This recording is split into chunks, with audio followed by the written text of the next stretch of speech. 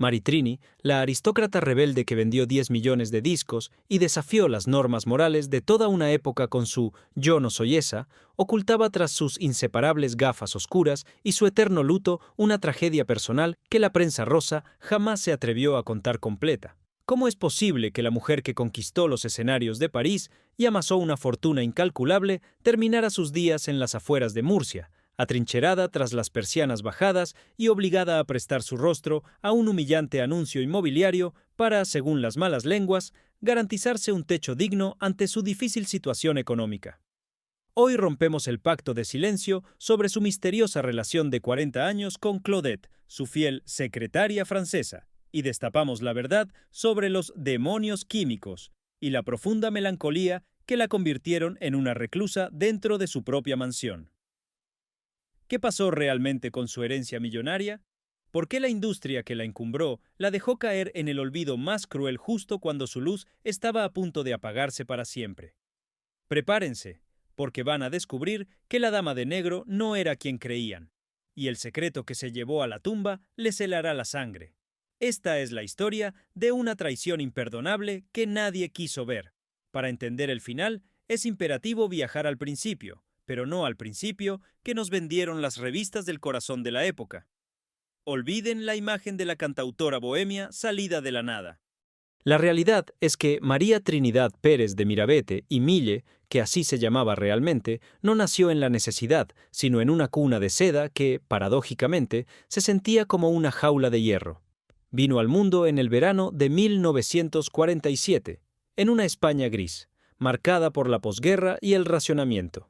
Pero ella lo hizo en el seno de una familia de la aristocracia murciana. Sus antepasados tenían tierras, títulos y una posición social envidiable. Imaginen la presión, señoras y señores. En aquella época, nacer en una familia así significaba tener el destino escrito en piedra antes de dar el primer paso, ser una señorita bien educada, aprender a tocar el piano para entretener a las visitas, casarse con un buen partido, tener hijos y callar. Sobre todo, callar. Pero Maritrini era, desde su primer aliento, una nota discordante en una partitura perfecta. No era la niña dócil que sus padres esperaban. Había en sus ojos una inquietud, una rebeldía silenciosa que ponía nerviosos a los adultos.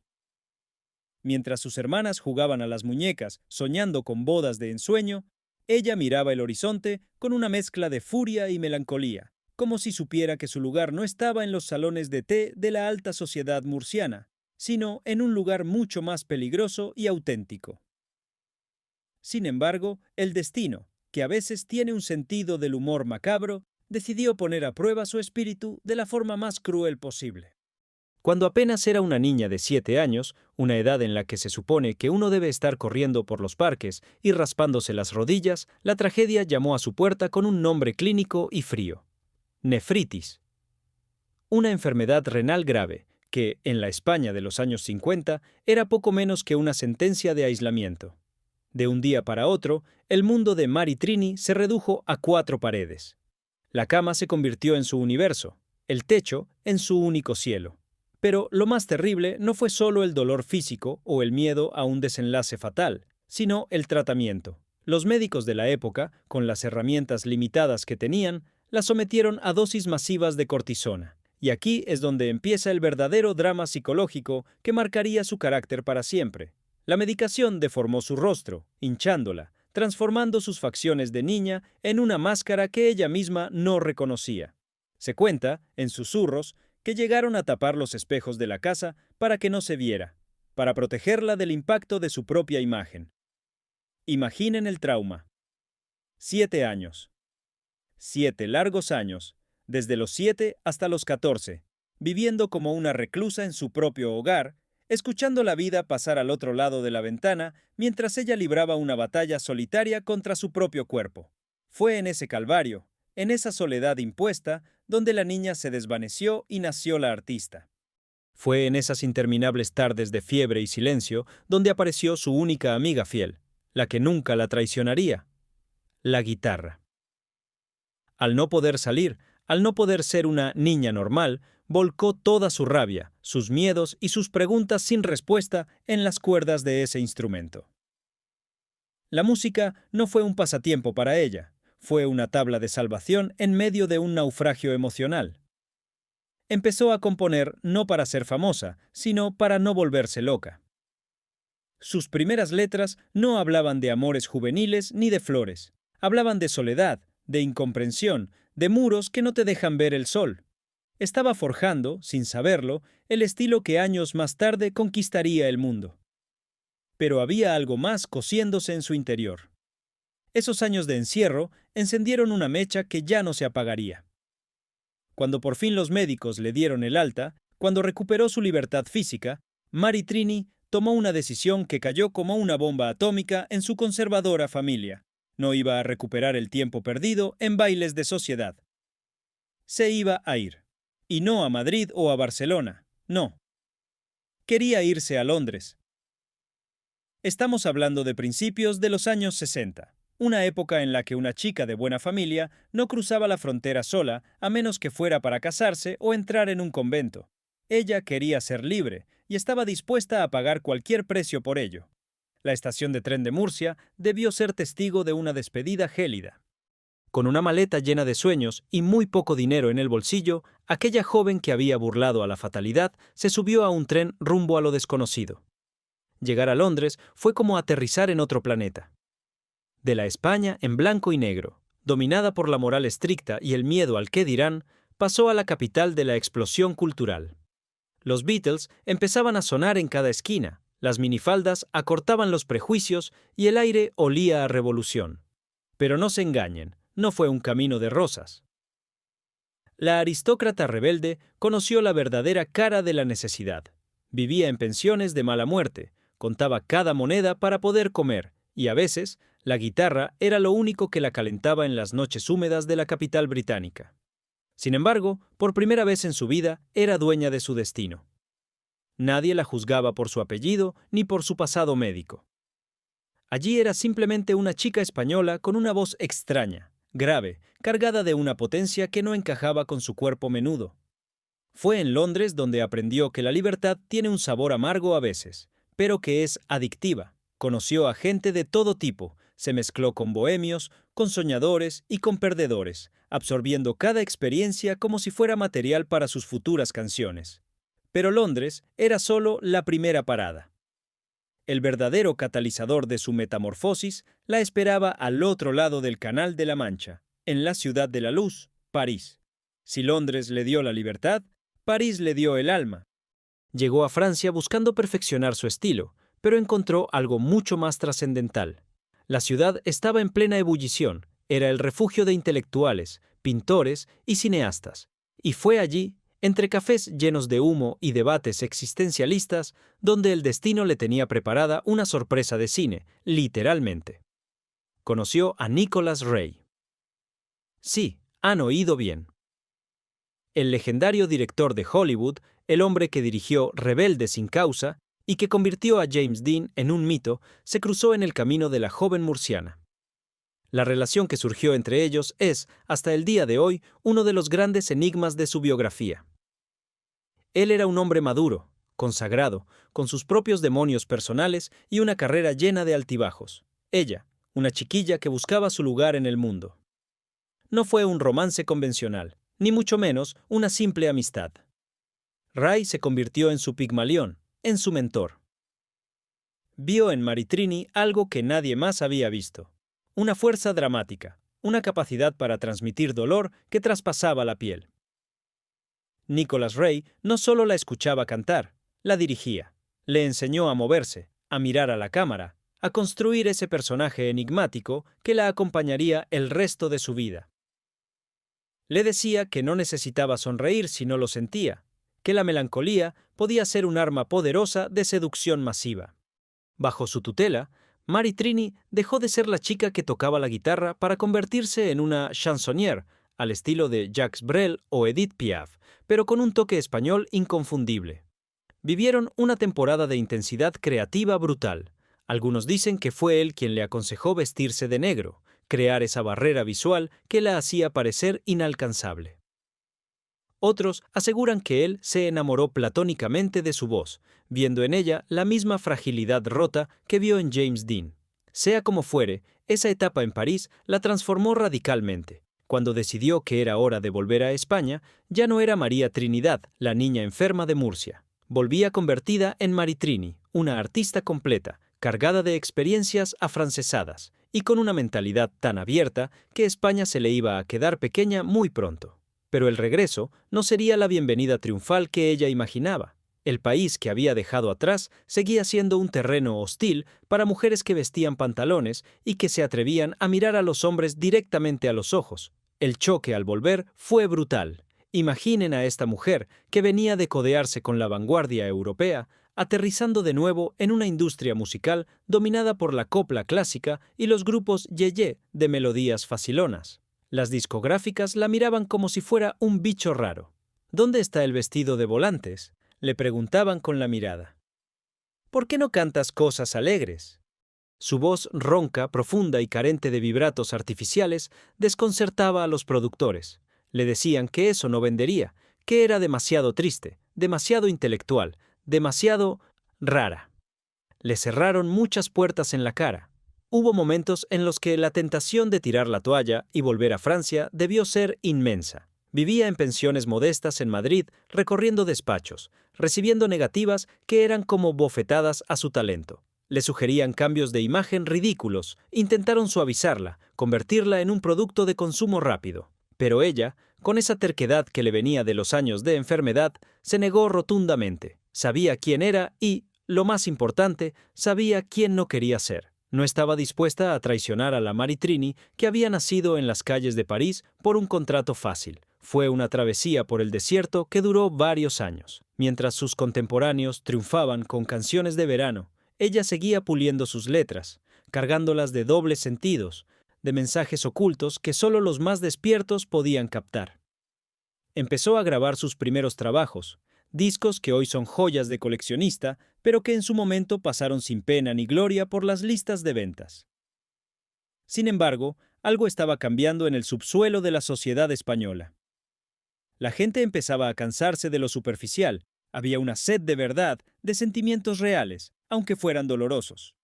Y ahí, en ese preciso instante de cambio social, es donde Maritrini estaba a punto de dar el golpe maestro.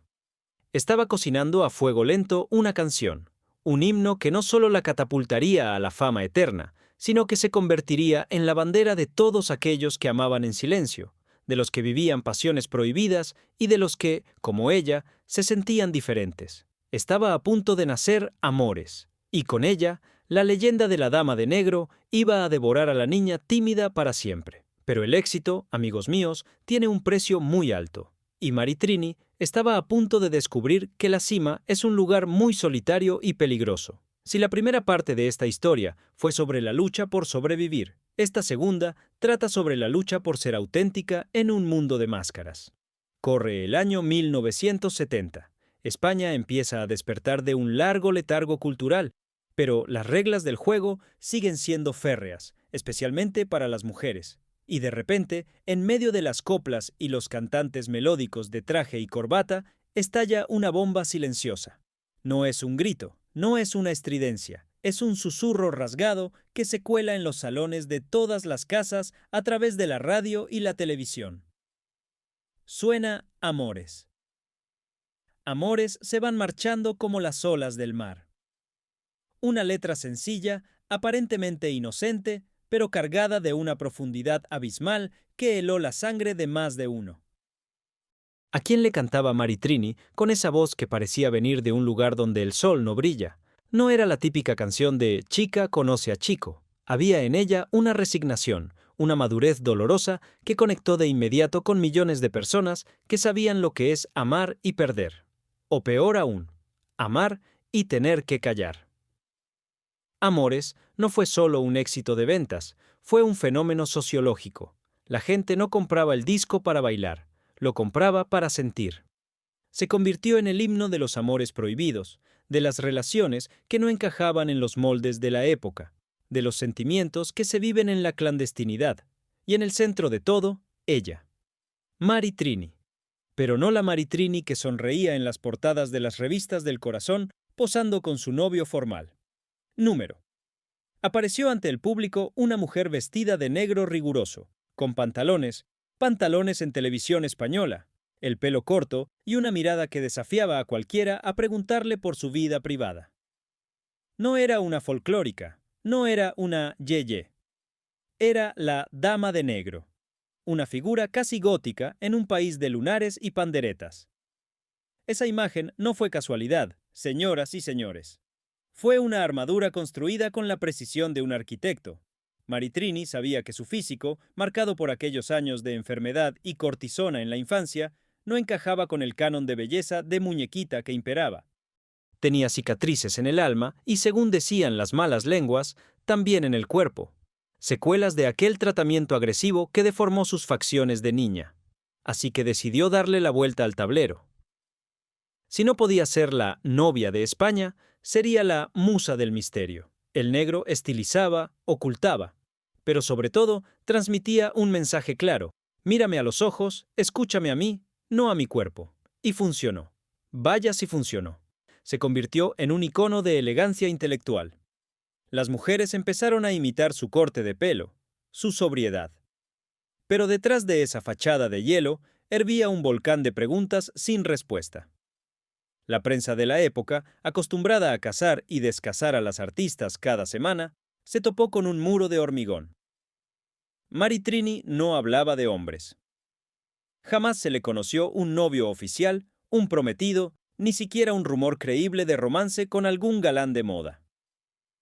¿Cómo era posible que la mujer que cantaba con tanto desgarro al amor estuviera sola? Los periodistas, frustrados, empezaron a usar su propio código, sus eufemismos maliciosos. La llamaban solterona empedernida, mujer independiente, artista consagrada a su carrera. Pero en los pasillos, en las redacciones, en las cenas de la alta sociedad, la palabra que se susurraba era otra. Una palabra que en aquella época podía destrozar una carrera y que hoy, afortunadamente, ya no tiene ese poder destructivo. Se hablaba de su amistad íntima con otras mujeres, de su círculo cerrado, donde la presencia masculina brillaba por su ausencia.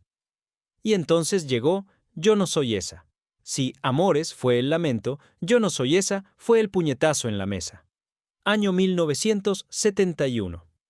Yo no soy esa que tú te imaginas, una señorita tranquila y sencilla.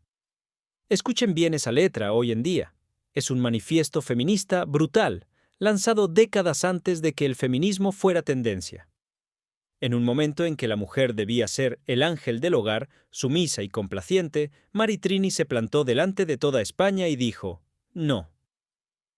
No voy a ser lo que tú quieres que sea. No voy a quedarme en casa esperando. No soy tu propiedad. La canción escoció en los sectores más conservadores. ¿Quién se creía esa mujer para desafiar el orden natural de las cosas? Pero para millones de mujeres que vivían asfixiadas por las convenciones, esa canción fue aire puro. Fue el grito que ellas no se atrevían a dar.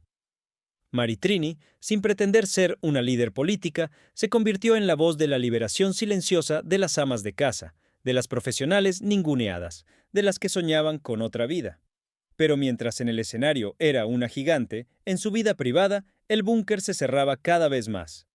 Y aquí entra en escena la figura clave, la sombra que la acompañaría hasta el último suspiro. Claudette. Oficialmente, Claudette era su secretaria, su asistente personal, su mano derecha. Una mujer francesa, discreta, eficiente, que siempre estaba un paso por detrás, organizando la agenda, atendiendo el teléfono, protegiendo a la estrella. Pero cualquiera que tuviera ojos en la cara sabía que Claudette era mucho más que una empleada. Vivieron juntas durante décadas. Décadas, señores. Compartían techo, mantel, viajes, alegrías y penas. En un mundo donde las amigas no viven juntas 40 años, su relación era un secreto a voces que nadie se atrevía a confirmar en voz alta. Eran una pareja de hecho en una época en la que ese concepto ni siquiera existía legalmente.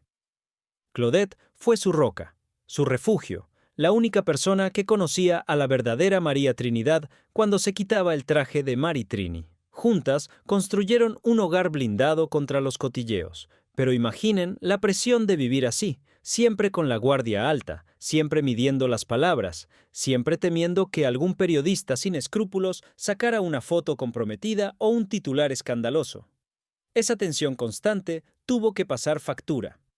La amistad íntima con Claudette fue su gran historia de amor, una historia que nunca pudo gritar a los cuatro vientos, una historia que tuvo que disfrazar de relación laboral para sobrevivir en la jungla del espectáculo.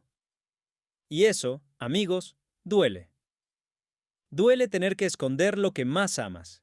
Y de repente, en 1976, el gran shock. La mujer que había hecho del recato su bandera, la que siempre iba tapada hasta el cuello, apareció en la portada de la revista Interview. Sin ropa. O casi. Fue un terremoto mediático. Mary Trini en Interview, la intelectual, la seria, la mística. Nadie daba crédito. Las revistas volaron de los kioscos. ¿Por qué lo hizo? ¿Fue por dinero? Se dice que le pagaron una fortuna, una cifra astronómica para la época. ¿Fue por vanidad?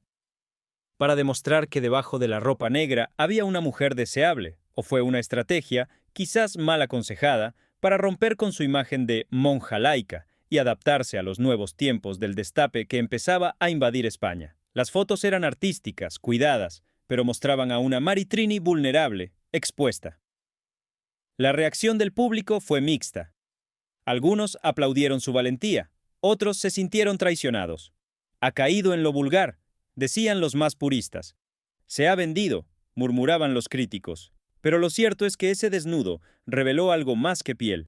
Reveló a una mujer llena de contradicciones, que luchaba por encontrar su lugar en un país que cambiaba a velocidad de vértigo.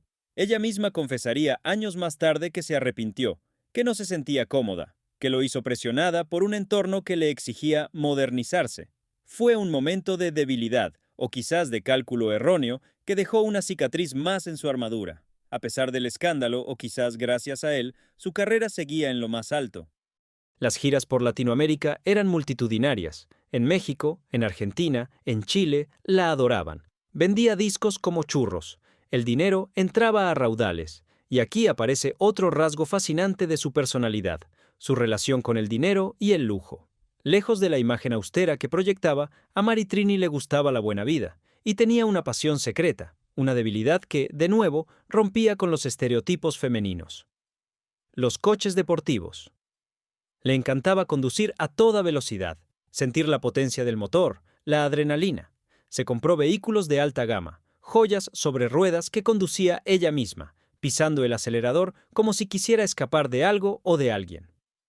Era una forma de liberar tensión, de sentir el control que a veces le faltaba en su vida emocional. Pero en el camerino, cuando se apagaban los motores y los focos, la realidad era otra. Mary Trini tenía fama de ser difícil, exigente, perfeccionista hasta la obsesión. Se cuenta que tenía broncas monumentales con los técnicos de sonido si una nota no sonaba perfecta, que despedía a músicos si no estaban a la altura de su oído absoluto. No era soberbia, era inseguridad disfrazada de rigor. Tenía pánico a fallar, pánico a volver a ser aquella niña enferma e invisible. Y esa autoexigencia la aislaba aún más. Sus relaciones con otras grandes de la época, como Rocío Jurado o Maciel, eran de respeto mutuo, pero distantes. No era de las que se iban de copas después del concierto. Ella se encerraba en su hotel, con Claudette, y bajaba la persiana. La soledad del éxito es un tópico, pero en su caso era una realidad física. Mientras el mundo la aplaudía, ella se sentía cada vez más incomprendida. Sus letras se volvieron más crípticas, más oscuras. Empezó a hablar de una estrella en mi jardín, de mundos interiores, de soledades compartidas. Estaba avisando, nos estaba diciendo a gritos que la jaula de oro empezaba a asfixiarla, pero estábamos demasiado ocupados tarareando sus estribillos como para escuchar el mensaje de auxilio que había en sus versos. Y así, entre el éxito masivo y la soledad íntima, llegaron los años 80 y con ellos el principio del fin de su reinado. El mundo estaba a punto de cambiar de nuevo, y esta vez Mary Trini no iba a tener un asiento reservado en el tren de la modernidad. El éxito es una bestia insaciable, mis queridos amigos, y lo peor que tiene no es llegar a la cima, sino mantenerse en ella cuando el viento cambia de dirección, y vaya si cambió el viento en España. Llegaron los años 80, y con ellos un huracán de color, de laca, de hombreras gigantes y de sintetizadores estridentes. La famosa movida madrileña arrasó con todo lo que oliera a pasado, a seriedad, a trascendencia. De repente, los cantautores, esos poetas que nos habían enseñado a pensar y a sentir con una guitarra en la mano, se convirtieron en dinosaurios. La intelectualidad y el misterio de Maritrini, que tanto habían fascinado en los 70, ahora parecían cosas de viejos, para una juventud que solo quería bailar y olvidar. Imaginen lo que debe sentir una artista de su talla. Una mujer que ha llenado estadios y vendido millones, cuando su compañía discográfica empieza a tratarla con esa frialdad burocrática tan cruel. Las reuniones se espacian. Los presupuestos se recortan. Le sugieren que cambie de estilo, que haga cosas más modernas, más ligeras. ¿Maritrini ligera? Eso era como pedirle a un águila que nadara. Ella intentó adaptarse, sí. Sacó discos con arreglos más electrónicos, se soltó un poco el pelo, incluso sonrió en alguna portada. Pero el público es cruel y tiene memoria de pez. Las nuevas generaciones no entendían su dolor, no conectaban con esa dama de negro que hablaba de sentimientos profundos. Querían diversión rápida, y Maritrini nunca fue comida rápida. Ella era un banquete de emociones complejas. Fue entonces cuando el silencio empezó a instalarse en su vida, no como una pausa, sino como una condena. El teléfono, ese aparato que antes no dejaba de sonar con ofertas de conciertos, entrevistas y galas, se convirtió en un objeto decorativo y mudo. Y no hay sonido más ensordecedor para un artista que el de un teléfono que no suena. Se sentía, y perdónenme la expresión, como un mueble viejo que estorba en el salón de la modernidad. La industria musical, esa máquina trituradora de carne fresca, ya tenía nuevos juguetes. Y Maritrini, con su perfeccionismo, su carácter difícil y su negativa a entrar en el circo de las exclusivas baratas, se fue quedando arrinconada. La traición no fue solo del público, fue de los despachos, contratos que no se renovaban, promesas de promoción que se quedaban en el aire. Ella, que había generado fortunas para otros, ahora tenía que pelear por cada migaja de atención. Esa sensación de injusticia, de haber dado todo y recibir ingratitud a cambio, empezó a agriar su carácter. Se volvió más desconfiada, más hermética. Si antes era celosa de su intimidad, ahora se convirtió en una paranoica de su privacidad. Sentía que la miraban con lástima, y para una mujer orgullosa como ella, la lástima es un veneno mucho más letal que el odio. Y así llegamos a la gran decisión. La huida. A principios de los años 90, Maritrini toma una determinación drástica. Madrid ya no es su sitio. La capital, que había sido su escenario, su campo de batalla y su triunfo, ahora se le hacía irrespirable. Vendió su casa, empaquetó sus recuerdos, sus discos de oro y sus guitarras, y decidió volver al origen, a Murcia. Pero no se fue al centro de la ciudad, a recibir homenajes. No, se fue a las afueras, a una urbanización tranquila, casi anónima, buscando el silencio del campo y quizás buscando esconderse de las miradas inquisidoras. Muchos pensaron que era un retiro dorado, que se iba a descansar después de una vida de trabajo. ¡Qué equivocados estaban! No fue un retiro, fue una trinchera. Maritrini se atrincheró en esa casa con Claudette, su fiel escudera, su sombra, su todo. Y allí, lejos de los focos, empezaron a aparecer los verdaderos fantasmas. No los de la fama, sino los de la mente. La depresión, ese perro negro que muerde sin avisar, se instaló en el sofá de su salón. Los días se volvieron grises, interminables. La mujer que había recorrido el mundo ahora apenas salía al jardín. Los vecinos de la urbanización la veían de vez en cuando. Una figura fugaz, a veces con gafas de sol oscuras, a veces con el rostro hinchado. Y aquí vuelven los rumores, crueles y despiadados. Se decía que había vuelto a enfermar, que sus riñones le estaban pasando factura otra vez, recordándole aquella infancia de encierro. Otros, más malintencionados, susurraban sobre malos hábitos, sobre si buscaba consuelo en medicinas para soportar el vacío de la inactividad. Nunca lo sabremos con certeza, porque las paredes de esa casa guardaron el secreto con lealtad absoluta. Pero lo que es innegable es que la luz de su mirada se estaba apagando. La tristeza se le había metido en los huesos. Y en medio de este panorama desolador, ocurre algo que nos dejó a todos con la boca abierta y el corazón encogido. Un hecho que demostraba hasta qué punto la situación económica y emocional de la gran estrella se había deteriorado. Apareció en un anuncio. Pero no un anuncio de perfumes caros o de coches de lujo, no. Maritrini, la aristócrata, la diva, prestó su imagen para promocionar una inmobiliaria local. Una inmobiliaria, se dice, y esto es algo que rompe el alma, que lo hizo a cambio de condiciones ventajosas para su propia vivienda. ¿Se dan cuenta de la magnitud de la tragedia? Imaginen la escena. La mujer que cantó "Yo no soy esa", rebajándose a ser imagen comercial de una constructora para asegurarse un techo o para aliviar sus finanzas. Fue una humillación pública disfrazada de acuerdo comercial. Cuando vimos esos carteles, algo se rompió en la memoria colectiva. Nos dimos cuenta de que nuestra ídolo no era intocable, de que tenía problemas mundanos, de que quizás, y solo quizás, estaba pasando apuros económicos serios. ¿Dónde estaba todo el dinero de los millones de discos vendidos? ¿Se había esfumado en malas inversiones? ¿Se lo habían quedado los intermediarios? ¿O es que el nivel de vida que intentó mantener se había comido los ahorros? Ese anuncio fue un grito de auxilio mudo, pero la prensa rosa, en lugar de investigar con respeto, se lanzó a la yugular. Empezaron a publicar fotos robadas, con teleobjetivos, donde se la veía desmejorada, con sobrepeso, con una ropa que ya no tenía el glamour de antaño. Titulares crueles como "¿Qué le pasa a Maritrini?" o "El ocaso de una estrella" llenaban las páginas, y ella, herida en su orgullo, reaccionó cerrando aún más las persianas. Si el mundo quería ver su decadencia, ella no les daría el gusto. Se convirtió en un fantasma en vida. Su dependencia de Claudette se volvió total.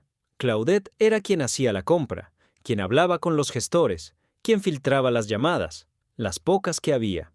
Maritrini vivía en una burbuja de tiempo detenido, repasando viejas grabaciones, quizás escribiendo canciones que nunca nadie escucharía, o simplemente mirando las paredes, preguntándose en qué momento el sueño se había convertido en esta pesada realidad. La relación con su familia biológica, con sus hermanos y sobrinos, siempre fue un tema tabú. Se dice que era distante, fría, que las heridas de la infancia y las diferencias de estilo de vida habían creado un abismo difícil de cruzar. En Murcia estaba cerca de ellos geográficamente, pero emocionalmente estaba a años luz. Y mientras ella se consumía en su fortaleza de soledad, fuera, el mundo seguía girando, ajeno a su drama. La Sociedad General de Autores, SGAE, se convirtió en otro campo de batalla. Maritrini sentía que no se le reconocía lo suficiente, que sus derechos de autor no se gestionaban bien, que le debían dinero y respeto. Se volvió litigante, amargada con la burocracia. «Me han robado», solía decir a los pocos amigos que le quedaban. Sentía que le habían robado no solo dinero, sino su lugar en la historia. Y esa amargura, amigos, es un ácido que corroe más que cualquier enfermedad física. Pero la vida, que a veces parece ensañarse con los más sensibles, le tenía reservado un último golpe, el golpe de gracia. No fue la ruina, no fue el olvido, fue el cuerpo, ese envase frágil que ya la había traicionado de niña, el que decidió decir basta. A finales de la década de los 2000, Maritrini recibió una noticia que nadie quiere oír, un diagnóstico médico devastador. Y como todo en su vida, decidió gestionarlo en el más absoluto y riguroso secreto. Si había vivido como una dama de hierro, se iría como tal, sin dar lástima, sin pedir compasión, sin cámaras en la puerta del hospital. Nadie, absolutamente nadie fuera de su círculo de máxima confianza, es decir, Claudette, supo la gravedad real de su estado hasta que ya fue inevitable. Eligió el silencio como su última canción. Eligió desaparecer antes de irse.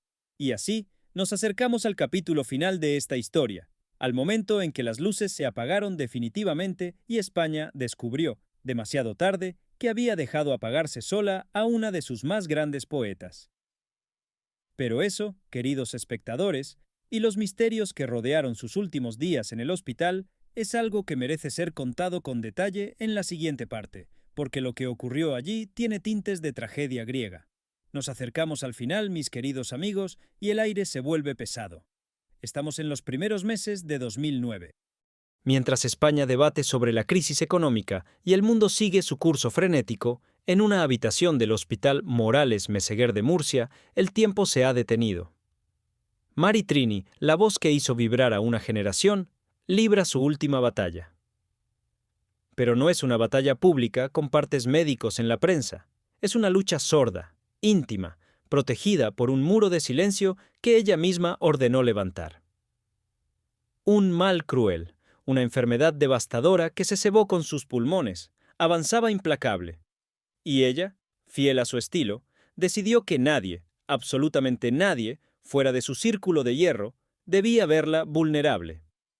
No quería ser recordada como una víctima, sino como la dama de negro, altiva y digna. Imaginen la escena en esa habitación aséptica. No había desfiles de famosos, ni ramos de flores de discográficas hipócritas. Solo estaba Claudette. Siempre Claudette. La mujer que había sido su sombra, su conductora, su gestora y su compañera de vida durante más de 40 años, ahora tenía la misión más difícil de todas: sostenerle la mano mientras la luz se apagaba. Se dice que Mari Trini, incluso en esos momentos de debilidad extrema, mantenía esa lucidez afilada, esa mirada que parecía ver más allá de las paredes.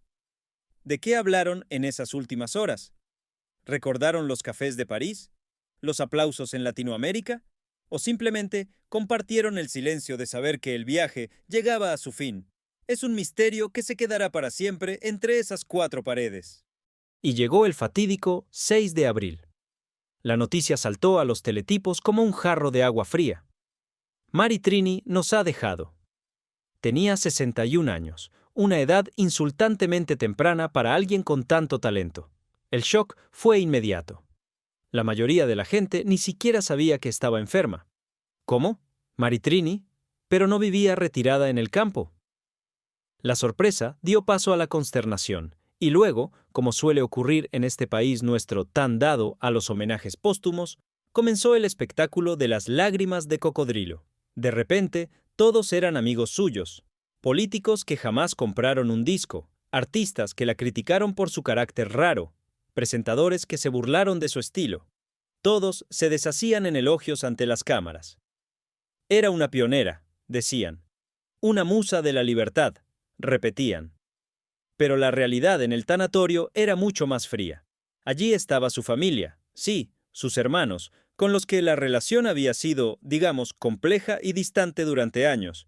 Y en un rincón, discreta, rota de dolor, pero manteniendo la compostura, estaba Claudette, la secretaria. La prensa la mencionaba de pasada, sin entender, o sin querer entender, que esa mujer francesa era la verdadera viuda emocional de la artista. Es una de las grandes crueldades de esta historia. El dolor de Claudette no tuvo el reconocimiento oficial que merecía. Tuvo que llorar a su amor en la categoría de asistente. El funeral fue un evento social en Murcia, pero faltaba el calor de la verdadera industria que la había abandonado. Se vieron pocas caras conocidas del Star System actual. Mari Trini se fue como vivió sus últimos años, rodeada de un respeto institucional frío, pero lejos del cariño masivo que quizás anhelaba en secreto. Y tras el sepelio, cuando las cámaras se fueron y las flores se marchitaron, empezó el otro drama, el del legado y el olvido.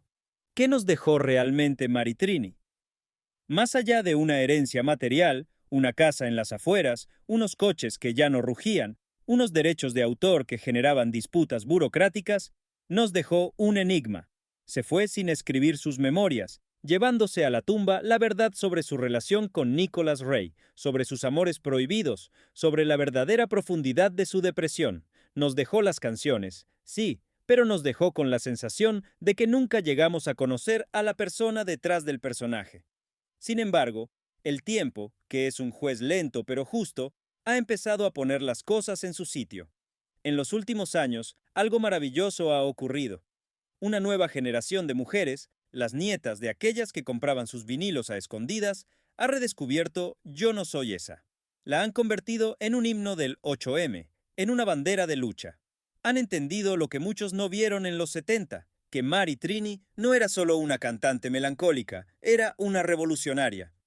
Sin panfletos, sin gritos, solo con una guitarra y una voz ronca, dinamitó los cimientos del machismo de la época. Hoy, cuando escuchamos Yo no soy la que tú te imaginas, la letra suena más potente que nunca. Es la reivindicación de la mujer que se niega a ser un objeto, que se niega a ser la señorita tranquila y sencilla. Mary Trini pagó un precio altísimo por esa rebeldía, la soledad, el juicio social, el rumor malintencionado sobre su vida íntima. Pero su obra ha sobrevivido a sus detractores. Y aquí estamos, al final del camino. Si miramos atrás, la vida de Mary Trini parece una película de cine negro francés. Elegante, triste, llena de humo y espejos. Fue la niña enferma que miraba la vida desde una ventana. La joven aventurera que conquistó Londres y París. La estrella que vendió millones. Y finalmente, la reclusa que se escondió para no mostrar sus heridas. Quizás, y solo quizás, Mary Trini nunca buscó ser feliz en el sentido convencional de la palabra.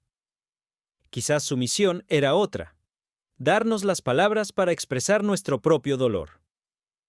Ella sufrió para que nosotros pudiéramos cantar nuestras penas. Y en ese sentido, su sacrificio no fue en vano. Me pregunto qué pensaría ella si pudiera vernos ahora, analizando su vida con lupa. Probablemente esbozaría esa media sonrisa enigmática, se ajustaría el cuello de su jersey negro y nos diría: no intentéis entenderme, solo escuchadme. Ella escribió una vez: busco una estrella en mi jardín. Al final, la encontró. Pero esa estrella no estaba en el cielo, ni en los escenarios. Esa estrella era ella misma, brillando con una luz fría y solitaria en medio de la oscuridad. Mary Trini partió de este mundo en silencio, pero su eco, amigos míos, su eco es ensordecedor. Y mientras haya alguien que se sienta diferente, que ame a contracorriente o que necesite gritar que no es quien los demás quieren que sea, Mary Trini seguirá viva. Gracias por acompañarme en este viaje a través de las luces y las sombras de una mujer irrepetible. Si esta historia les ha tocado el alma, no olviden que el mejor homenaje es no dejar que su música caiga en el olvido. Hasta siempre, Dama de Negro.